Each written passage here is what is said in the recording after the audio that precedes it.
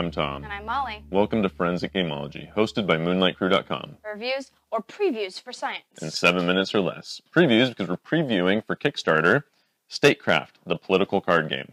Political because you are a politician and you are trying to recruit supporters. We've got the agricultural labor, chronically unemployed, industrial workers, students, all sorts. There's just a whole bunch of different demographics that you're trying to recruit.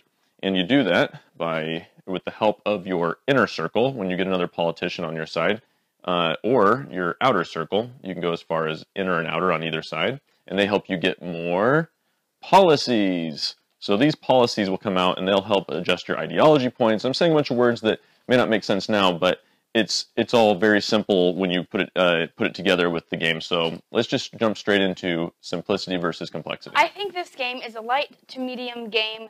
Medium, it pushes towards medium because of the text. There's a lot of card text. And even the policy cards, which don't have a lot of text, just titles, have two different sides. And so that being said, it's a light game. They have a player aid. Again, this is a prototype, so they might not... Things may change. Yeah, things may change. Everything may look completely different. Into production. But they have a player aid, so that helps out with the complexity. So I think this is a fairly easy game to grasp. Yeah, this is definitely pretty easy. It's simple, especially because of the player board. At a glance, you can see how somebody's doing, so you can tell whether or not, with ease, you'll be able to steal their supporter, or if it'll be a little bit harder. And you can just see all that, like how everyone's doing, who's in the lead, who's the incumbent. So I guess the only complex thing is that there are a lot of different scenarios. I think there are about 9 of them, and they all have different rules they add into the game, or different win conditions or whatnot, but it also just means that you'll have a lot of different options. Let's talk luck versus strategy.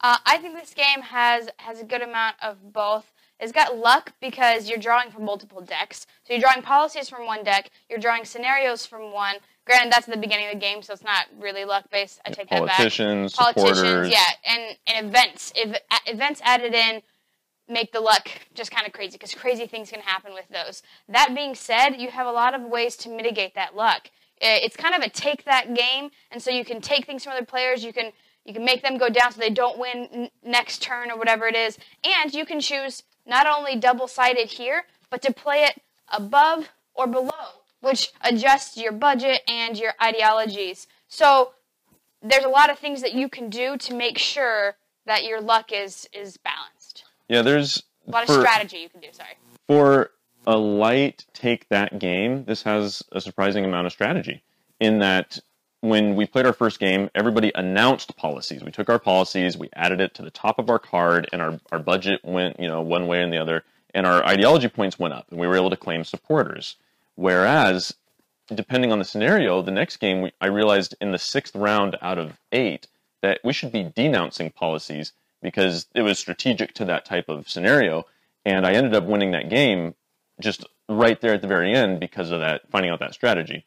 Also, another strategy that everyone's going to find out really quick is you got to gang up on that leader. Whoever has the incumbent card, the game helps gang up on them by having some of these these events target them brutally. I was discarding cards left and right, and I didn't win that game. Wow, but there's some strategy here, and you're going to be able to suss it out pretty quickly and see that it's important.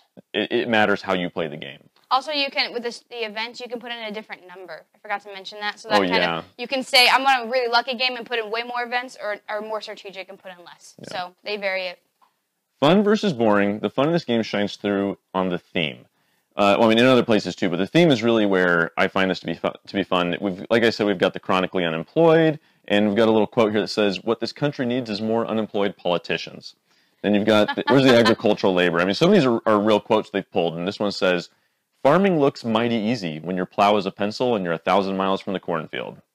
And so those types of flavor text and whatnot are on a bunch of different cards, where you have known for colluding with oil companies is this politician, whereas this politician is known for mixing up deterrent with detergent.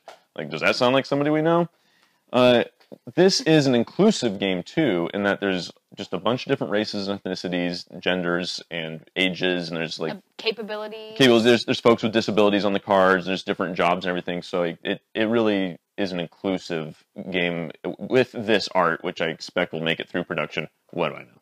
Yeah, I agree. The theme is hilarious. I just like playing his cards. The flavor text, when you play it and say the flavor text, it's pretty good. Known for drunk driving or whatever these things are, known for selling off military assets to foreign companies.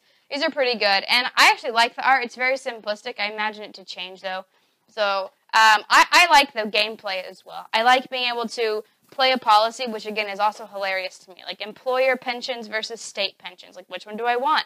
It doesn't really matter what I personally want and what my personal values are, just what of these I want. And I think that's funny that I have to maybe go against what I think. But it's also fun for gameplay to see, I'm going to get this before you, and I'm going to take this from you. So I think this game is a fun game. You have a card you want to read? Across the floor. It's where you steal someone's politician. In the UK Parliament, the government benches 2 swords length from the opposition. It's just stuff like that. Just FYI, in case you were wondering about how the Parliament is. Every time we get to multiples of 500 subscribers, we give away a free glitter painting of your favorite geeky thing. So make sure to subscribe now on YouTube. It could be you that wins. Statecraft, the political card game. We've presented the evidence. You be the judge.